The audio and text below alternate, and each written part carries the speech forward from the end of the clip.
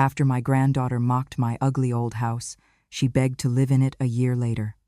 It was my granddaughter's idea to stream our dinner live. She called it Modern Family Dinner 3 Generations Challenge, as though our cramped dining room with the wobbling table and worn chairs was some reality show set instead of someone's home. I sat at the far end of the table in my old oak chair, once polished and proud, now showing nicked corners and faint scratches, while Katie placed her phone on a tripod opposite the plate I had set out myself. I watched her adjust the camera angle until it captured the labels of the wine bottles, the flicker of the overhead light, and me. Behind her, her friends crouched in the living room doorway, phone lights glowing like campfires. "You ready, Katie?" one of them whispered. She nodded, touched the record icon, and the viewer count started ticking up. "This house smells like dust and death," Katie announced into the camera, her voice full of that smooth mockery she'd perfected. "You should Airbnb it as a horror set, Grandma." She reached out as if embracing the screen and laughed. Her friends joined in, giggling. My daughter Linda laughed too, her hand brushing the hair from Katie's face.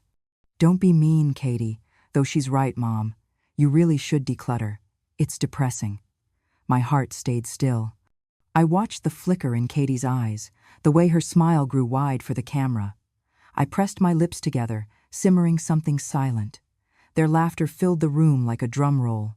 I picked up my fork, my palms slightly trembling but quietly. I placed the fork down carefully. I smiled then, a small, soft smile, not weak, not defeated. Something like calm that comes after you've decided you're done waiting. The phone's red record light blinked. Katie caught my smile and raised her eyebrows, as if I'd forgotten what this was. But I hadn't. I was watching them. I was cataloging everything. Later, Katie tossed her spoon down hard enough to bounce on the table. "How do you stand living in this dump?" she asked loudly, for effect. Her voice carried. The live count jumped. "Out 2,000 viewers," she said, smirking at the camera. I inhaled and said quietly, "I stand because it's mine." My words were faint, almost a whisper, but they hung there. Katie's smile faltered. She scoffed behind the camera.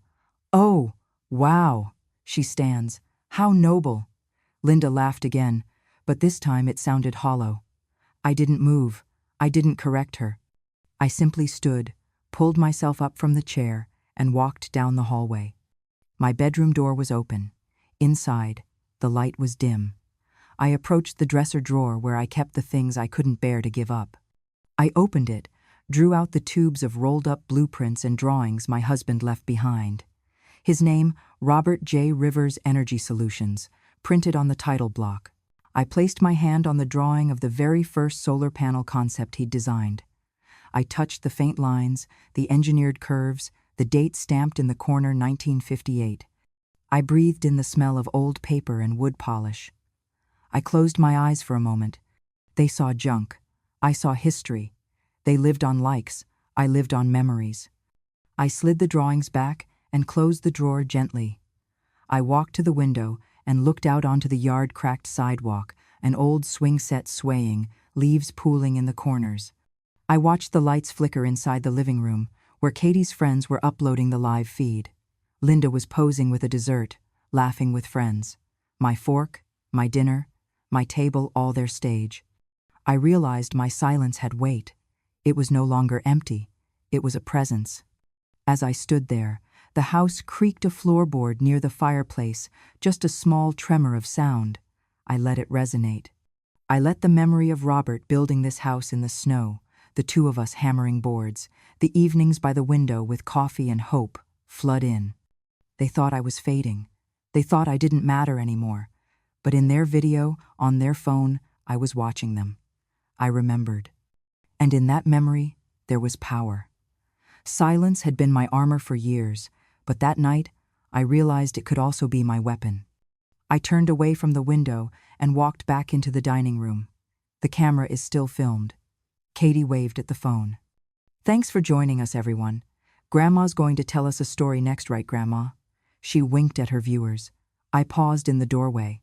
My gaze met the lens. I nodded, quietly. And for the first time in a long time, I was ready to speak.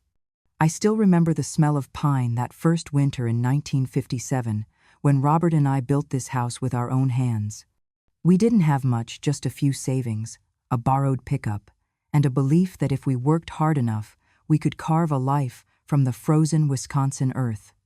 Every board we lifted, Robert would carve our initials into the frame, R+H. He said it wasn't just a mark, it was a promise that no matter what came, this house would always belong to us. He was a quiet man, my Robert. A dreamer, but practical in his hands. He worked at the local energy plant, fixing turbines and designing parts they never bothered to patent. They said he was too hands-on and not academic enough. The engineers with shiny degrees took the credit, while he took the overtime. Still, he never complained. Each night, after dinner, he'd spread his sketches across the table, rough blueprints of a solar-powered heating system. He'd tap the paper and say, "The sun's free, Helen. Imagine homes that run on light." When he was removed from a major government energy project for lack of formal qualification, I remember the quiet that fell over him. Weeks passed where he barely spoke. Then one evening, I found him on the porch, staring at the fading sun through the pine trees. He said softly, "They'll need my light one day, even if they don't see it yet."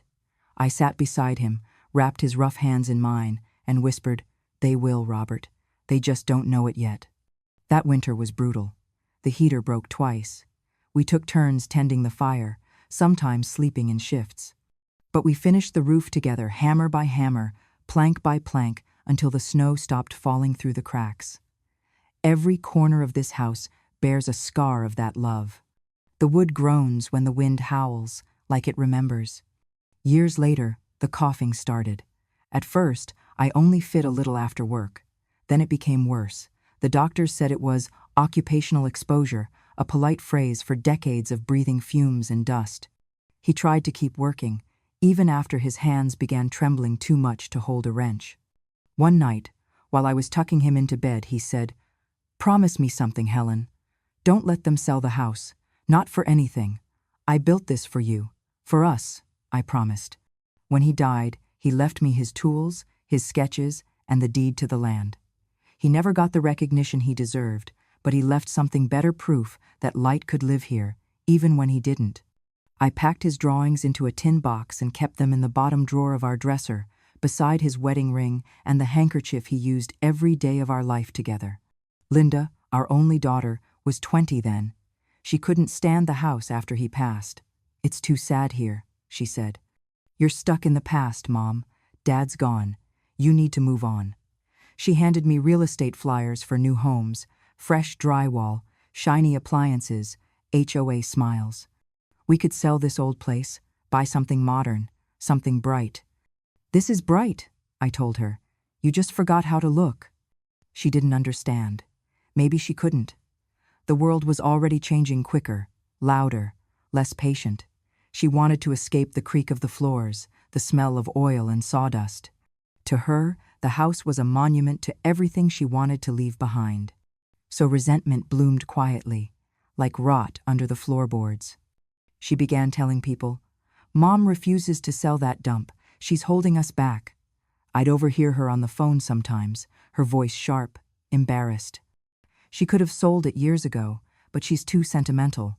We could have had a fresh start. Instead, she keeps polishing dead wood." I stayed silent. I let her think what she needed to think. I baked bread in the same kitchen where Robert once measured circuits with a butter knife. I tended the garden he planted for me, even when my knees hurt too much to bend. Every bloom that rose from the earth reminded me that something once grew here from nothing. Linda moved out soon after she married. She never brought her husband here except once, for Christmas. I remember how he'd looked around the living room and muttered, "Feels like a museum." Linda didn't defend me. She just smiled and said, "Mom likes her ghosts." After that, visits became rare. Calls became shorter. And when they did come, it was only to pick up old things, silverware, antiques, furniture they wanted to rehome. Every piece taken out of this house felt like a rib being pulled from my chest. Then came Katie, my granddaughter, bright, beautiful, loud. From the moment she could talk, she loved taking photos of herself, mostly. By the time she was 15, she had already called my home the zombie cabin. She said it with laughter, but behind her tone was the same irritation her mother had carried for decades. They said my refusal to sell had buried our family's future in old wood. By clinging to this place, I'd kept everyone stuck, but I never asked them to stay. I only asked to remember. And maybe that's what they couldn't forgive me for, that my love for what came before their hunger for what's next. So they moved forward, and I stayed. Alone, but not lonely. Surrounded by Robert's initials on the beams, by the quiet hum of what he'd built, by the light he once promised would come. They saw a relic. I saw a heartbeat. And though they mocked the dust on my windowsills and the creak of my stairs, I never forgot what this house really was. It was love made solid wood and will and memory. And someday, I knew, they'd come to understand what it costs to forget where light begins. Katie had found her audience long before she'd found herself. At 25, she had nearly 70,000 followers who adored her thrift shop sarcasm and glossy aesthetic. She called herself a nostalgia influencer.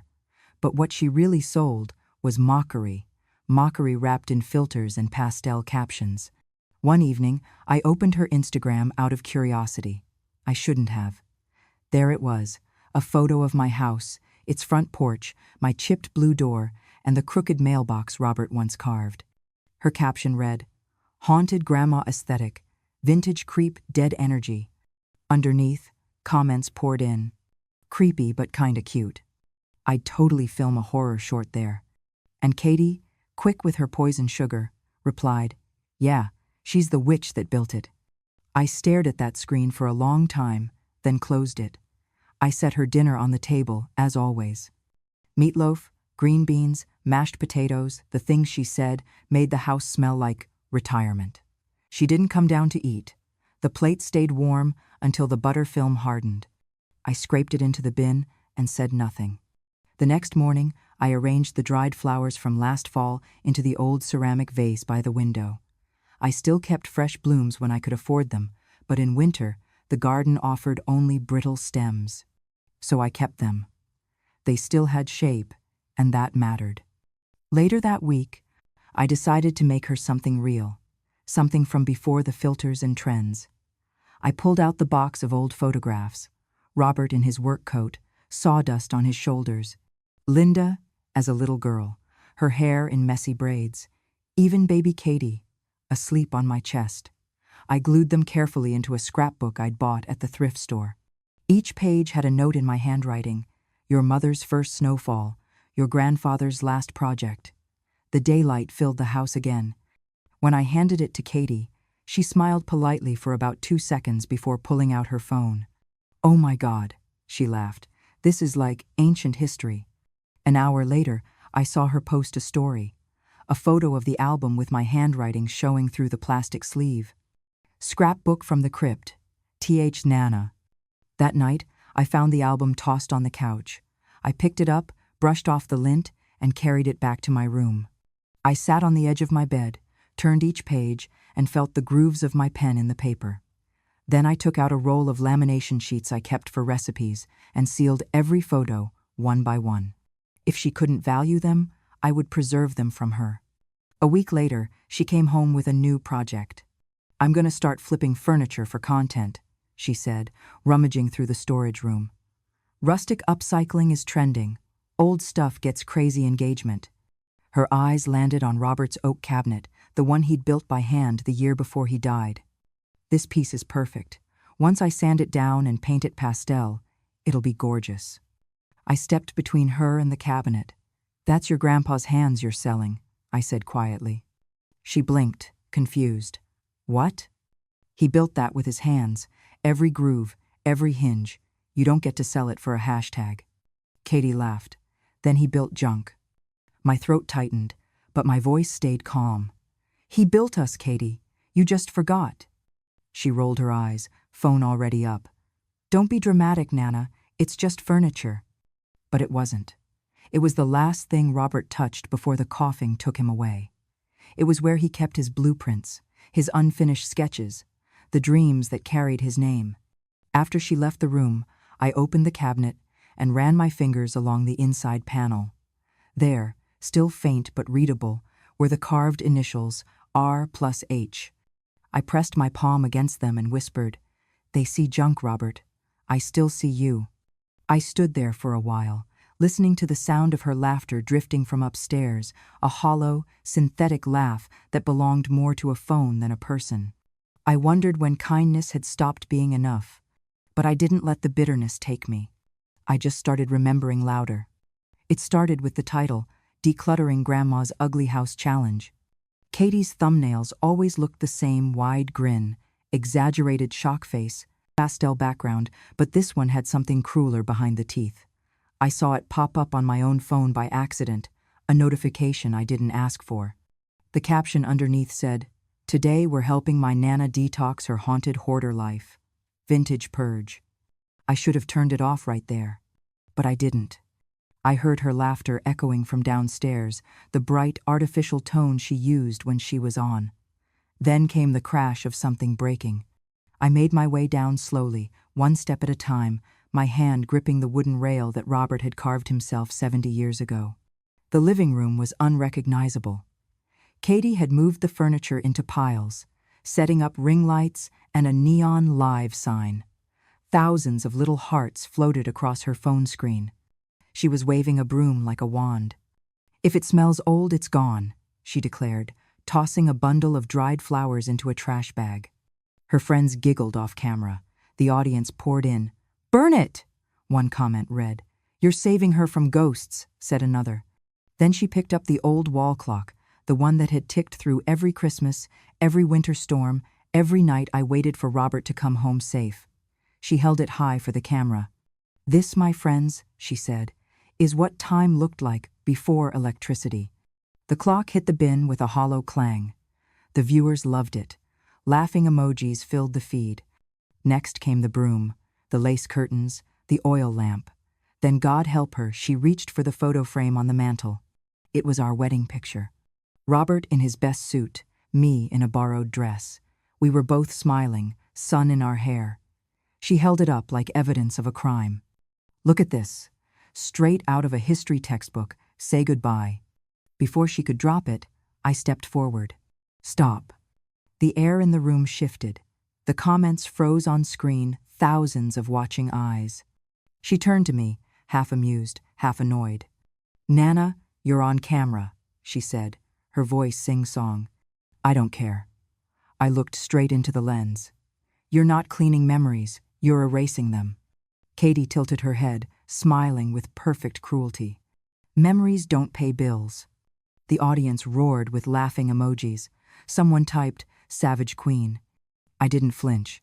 I just looked at her, really looked, and for a second, she seemed small, even in all that light. I turned, picked up the wedding photo from her hands, and walked away. The video didn't end there. Someone clipped it, titled it, "When Grandma Snaps on Livestream."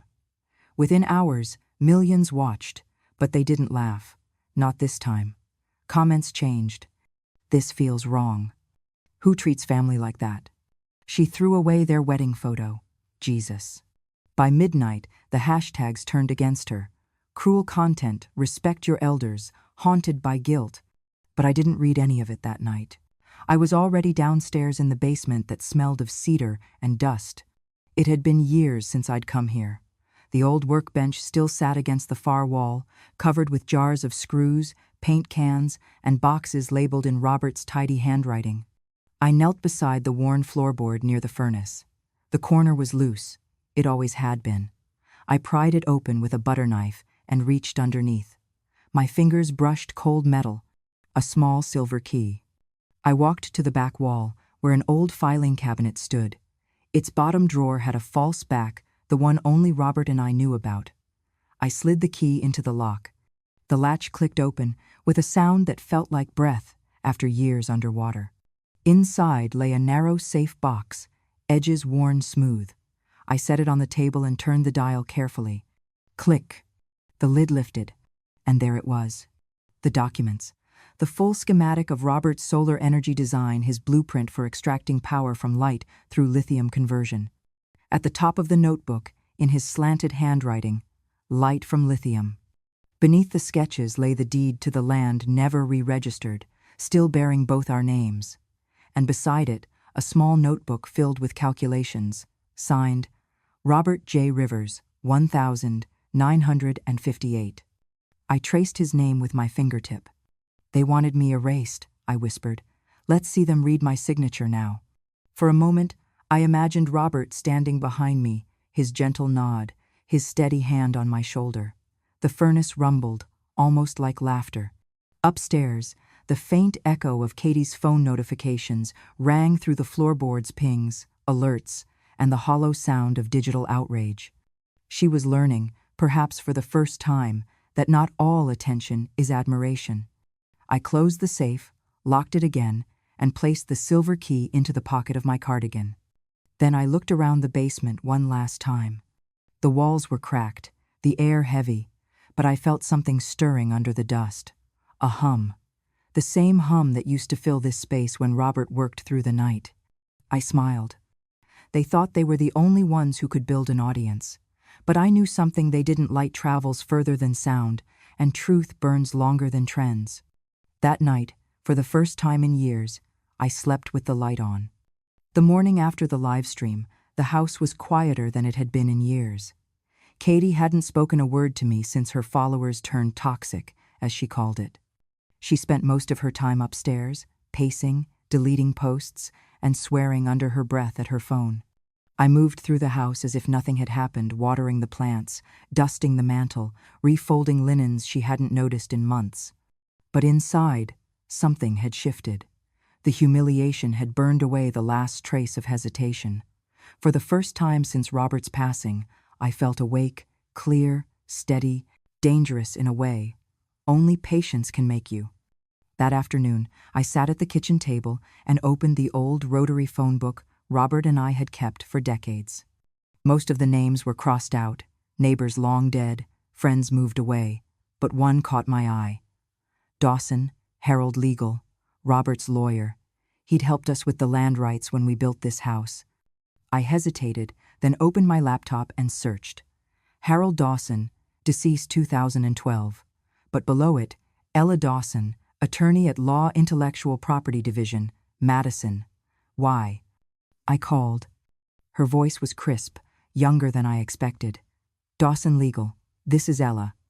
Ella, I said, you don't know me, but you know my husband Robert Rivers. He worked with your father on some patents. There was a pause. Then, Mr. Rivers, the solar conversion prototype? My father mentioned that case once, said the man was ahead of his time. I closed my eyes. He was, and I think it's time he stopped being forgotten. We spoke for nearly an hour. I told her everything: the lost patent, the house, the blueprint titled Light from Lithium. She asked me to scan the documents and send them securely. By evening, she called back, her tone sharper now, edged with excitement. Mrs. Rivers, you're sitting on something remarkable. The patent expired because it was never renewed, but the intellectual rights were never reassigned. And under state law, that makes you the surviving spouse, the sole heir, and rights holder. I smiled into the quiet. Then, it still belongs to us. To you, she corrected. And if you're open to it, I can help you refile and secure it under a holding trust. It'll protect both the patent and your land from any private sale attempts. That night, I read through every page of Robert's notes, my fingers trembling over his faded pencil lines. He'd dreamed of giving people light. I realized now I could still make that happen. The next week was a blur of paperwork, notarized forms, and video calls. Ella guided me through every step with precision. We founded Helen R. Holdings, a clean energy heritage trust. The house, the land, and the patent rights would now be its core assets. Not mine, not Linda's, not Katie's. Protected, untouchable. When Ella sent the confirmation document, she added a note. You've just made history, Mrs. Rivers. Most people want revenge. You built a legacy instead. I didn't tell anyone. Not yet. A few days later, Katie came bounding down the stairs with a wild grin, the kind she wore when she thought she'd had a brilliant idea. Nana, she said sweetly, I've been thinking, maybe it's time we sold the house. You could move somewhere easier, senior apartments or something cute by the lake. I'd handle everything. You'd get to relax, and I'd finally have space to start my new studio. It's a win-win." Her words dripped sugar, but her eyes were calculating. I pretended to hesitate, then smiled gently. "Maybe you're right, dear. It's time someone young took the reins. You go ahead and start the paperwork. Just make sure everything's done properly." She blinked, surprised by how easily I agreed. "Seriously?" "Yes. You've got such a good head for business," I said softly. "I trust you." She nearly tripped over herself, rushing to her laptop. For the next few days, I heard her typing late into the night, talking to agents, bragging on calls. "It's prime land," she said to someone. "Old structure, sure, but the location is gold. Once it's cleared, I can rebuild minimalist, eco-modern style.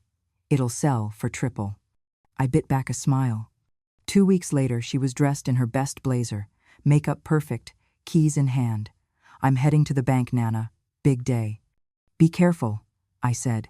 I spent the next hour in the garden, pruning dead stems, listening to the sparrows chatter. When she burst back through the door, her face was white. "What did you do?" she gasped. I looked up. "Excuse me?" She waved a stack of papers in the air. "The bank says the house isn't ours. They said it's registered to some Helen R. Holdings."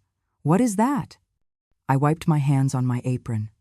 "A trust," I said simply. "You transferred ownership without telling me?" "I didn't transfer it," I corrected. "I protected it. The property and the patent rights were always Robert's legacy. They're secured now, legally. You can't sell what doesn't belong to you." She stammered, eyes darting. "But that can't be legal." "It's perfectly legal," I said. "The documents were filed through Dawson Legal under federal intellectual property protections. The land and patent are registered as heritage assets under a clean energy trust. No one, not even family, can alter it without board approval." Her voice cracked. "Board? What board?" "Me," I said, "and one very good lawyer." She sank into a chair, stunned. All her confidence, her influencer bravado, her hashtags gone in an instant. On her phone, she scrolled through old videos, her metrics collapsing under the weight of public outrage. "You ruined my career," she whispered. "No," I said softly. "You filmed yourself doing that." Upstairs, her phone pinged again, an email from the bank. "Ownership registered under Helen R. Holdings, protected by intellectual property law." I returned to my garden. The light was golden, soft, warm on the old wood of the porch. Katie stayed inside, quiet for once. And for the first time in years, I heard the house breathe again, steady, alive, safe. Robert's initials still rested on every beam, but this time I could almost hear him say, "You did good, Helen. You brought the light home." The sound of the glass door slamming open broke the calm of the law office. Katie burst in first, her phone clutched in her hand like a weapon, followed by Linda, whose lipstick had been smudged from shouting before she even got inside. Both were breathing hard, angry, and desperate. "She's senile," Linda screamed before the receptionist could even stand. "She doesn't know what she signed. She's being manipulated." Behind them, I entered slowly, cane in hand, wearing my navy cardigan and the same calm expression I had practiced my entire life. The air was cool, professional, scented faintly of lemon polish and ink. I nodded to Ella, who was already waiting in the conference room, files neatly stacked before her. Ella rose politely. "Mrs. Rivers, please have a seat." I sat down without a hurry. Katie and Linda stood opposite, too restless to sit. Linda's voice cracked. "You tricked her into signing those papers. You took advantage of her age. We're going to sue you for exploitation of a senior citizen." Ella didn't flinch. She adjusted her glasses, clicked a remote, and a projector screen lit up behind her. "Actually," she said evenly, "I'm glad you brought that up, because the only evidence of elder abuse in this case doesn't point to my client. It points to both of you." A video started to play. It was the live stream. Katie's voice filled the room, bright and venomous. "If it smells old, it's gone." The room fell silent, except for the sound of the clock smashing into the bin. Linda shifted uncomfortably as the comments flashed across the bottom of the screen. Millions of people laughing, mocking, then turning horrified. Katie's voice again. Memories don't pay bills. Then me, standing quietly. You're not cleaning memories. You're erasing them. Ella turned off the video. This clip has over 8 million views.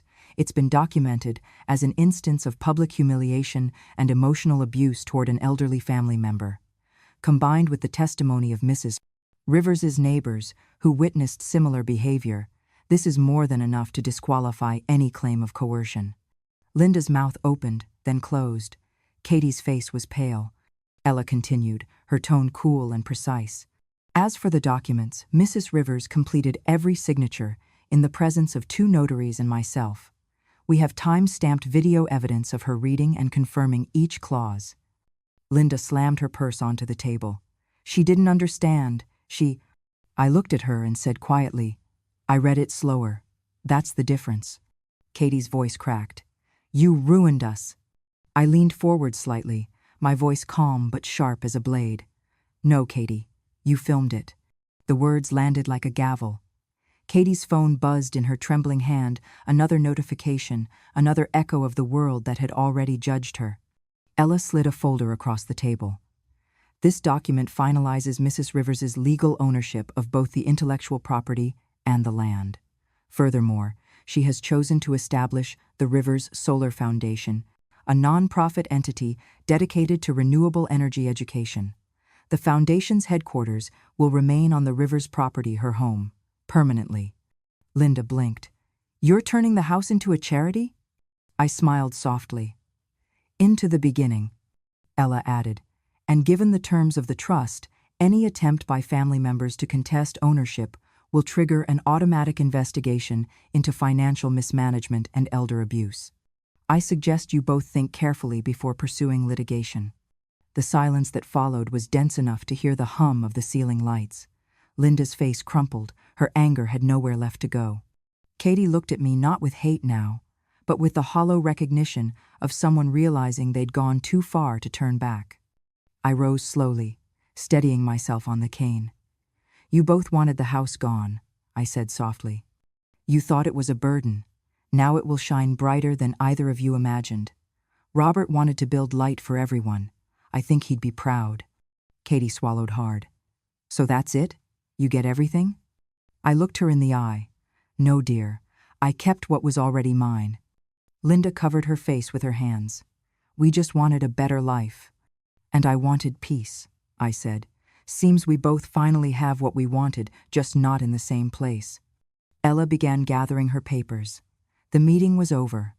As I turned toward the door, I heard Katie whisper, She planned this. I stopped. No, I said, without looking back. I endured it. Outside, the wind was cold but clean. The city lights shimmered like distant embers, and for the first time in decades, I felt no weight on my chest. When I got home, the porch light flickered once the solar bulb Robert had installed himself. I smiled at it, touched the rail, and whispered, We did it, love. Inside, on the kitchen table, sat the signed charter. The Rivers Solar Foundation. Beneath the name, the slogan Ella had chosen. Light from Legacy. I traced the words with my finger, then turned off the lamp. The house didn't feel empty anymore. It felt alive, reborn under my name and his. I thought that would be the end of it. But the world has a way of seeing what it once ignored. The downfall didn't happen all at once. It came in waves, small, sharp, and merciless. The first ripple was a video. Someone had taken Katie's old live stream and turned it into a viral montage titled, How to Disrespect Your Grandma in 4K. It opened with her grinning at the camera saying, If it smells old, it's gone. Then cut to the clip of me standing there, holding my wedding photo, my face calm, her laughter echoing like a crack in the air. The music underneath was haunting, the kind that made silence hurt. Within hours, it had millions of views. The internet, so quick to adore, was quicker to devour. Hashtags like Justice for Helen and Respect Your Roots trended for 3 days straight. The comments were relentless. This isn't funny anymore. She mocked her own grandmother for likes. You can't rebrand cruelty. Then the second wave hit. Talk shows. Morning hosts replayed her clips between ads for coffee and car insurance. One segment ended with the line, "If you treat legacy like trash, don't cry when history throws you out." Katie's sponsors began to drop her one by one. The eco-beauty brand that had once paid her to post selfies issued a statement, "We do not endorse content that promotes generational disrespect." Her following collapsed overnight. She tried to apologize. A teary video, red eyes, shaky hands. "I never meant to hurt my grandma. I just wanted to make content people would like." But people didn't buy it. They never do. Then came the third wave. Linda. Someone online had dug into the family records, curious journalists following the viral scent, and found creative accounting in Linda's real estate business. It spread fast. Whispers of false deductions, inflated renovation costs. The IRS didn't take whispers lightly. Within a week, her accounts were frozen. She called me once, panicked, asking if I'd testify she'd been helping manage my assets. I told her the truth. "I have my own lawyer now, Linda. You'll have to speak to yours." By the end of the month, both mother and daughter had lost everything they'd bragged about. Katie's manager dropped her. Linda's clients disappeared. And suddenly, the ugly old house they'd mocked became the last unburned bridge in their lives. It was a cold Tuesday morning when I heard the knock. 3 soft taps, uncertain. I opened the door to find Katie standing there, a duffel bag slung over her shoulder, mascara streaked down her face. "Grandma," she whispered, "I have nowhere else to go." For a long moment, I said nothing. The wind from the lake carried the smell of rain and wood smoke. Behind her, the driveway was empty. No car, no cameras, no followers, just her. I stepped aside. "You can stay," I said quietly. "But this time, you'll earn it." Her eyes widened. "Earn it?" I gestured around us. The living room had been transformed since the foundation began its work. Display cases lined the walls, each holding fragments of Robert's designs, his journals, and restored solar panels. Visitors come every weekend now. Students and engineers eager to learn about light from lithium, the innovation that had begun right here. The house had become a small museum and educational center under the river's solar foundation. Katie blinked, taking it all in. "It looks different." "It looks alive," I said. "You used to call it haunted. Now people travel miles to see it." Ella had helped arrange a small grant to fund local guides for the exhibits, young interns to handle tours, answer questions, and document donations. I had one opening left. I looked Katie in the eye. "You'll be the guide." She laughed once, hollow. "You want me to work here? As what, a tour girl?" "Yes," I said. "It's a paid position. Modestly. You'll earn enough to stay and eat, but every word you speak about this place must come from the truth. Every time you tell visitors what this house means, you'll be honoring what you tried to destroy." She looked at me as though I'd slapped her. "You're making me my own punishment."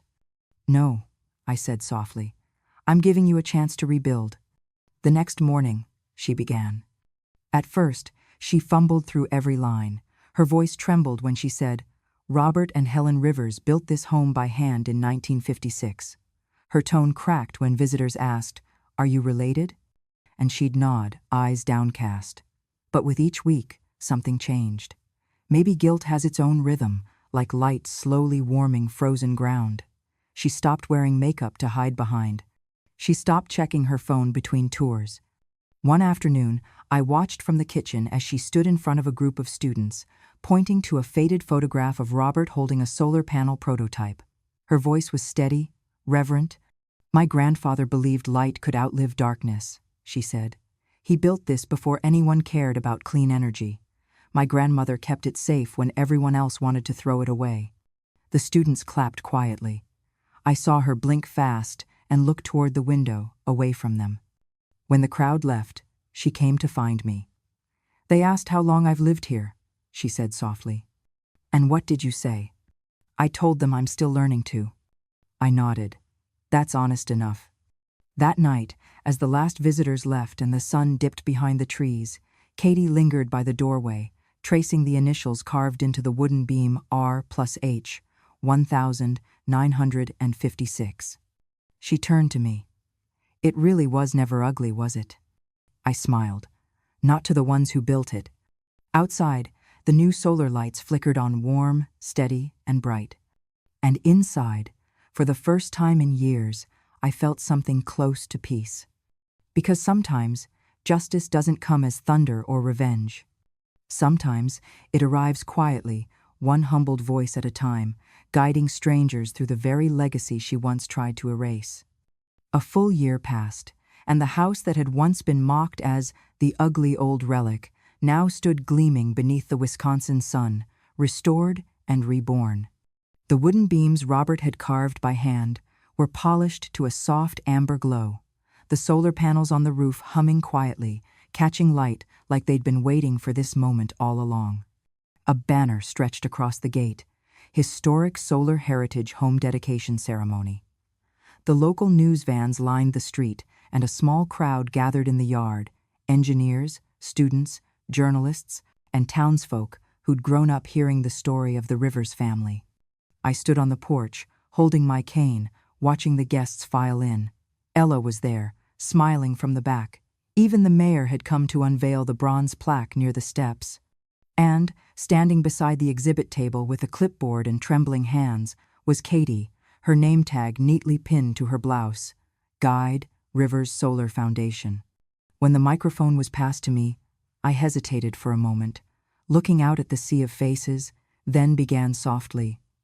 When my husband and I built this house, people said we were foolish. The technology was new, the dream too big.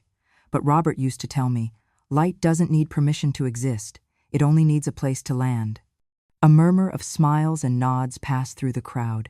I glanced toward the house, the same walls that had once echoed with silence and scorn, now filled with the laughter of visitors, the hum of new life. They mocked the old wood, I continued, but it carried light before they ever held a camera. Every nail here has a story. Every window has seen both pride and pain, and yet we're still standing. Applause rose gently, the kind that feels more like gratitude than celebration. Katie stepped forward next. Her hands shook slightly as she adjusted the mic. I caught her eye and gave a small nod. She took a breath.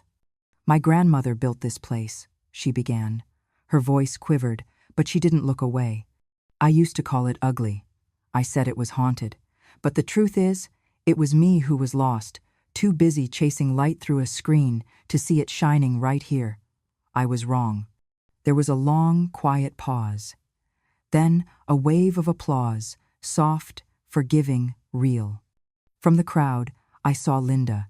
She stood at the very back, sunglasses hiding her eyes, her hands clasped tight in front of her. She didn't come forward. She didn't speak. But when our eyes met, even from that distance, I saw at the crack in her armor, the silent admission. She looked down first. After the speeches, the mayor unveiled the plaque beside the steps. It read, "The Rivers Solar Foundation, dedicated to Robert and Helen Rivers, whose light built a home that outlasted darkness." The reporters clicked their cameras. I stepped aside, touching the old solar panel Robert had soldered himself decades ago.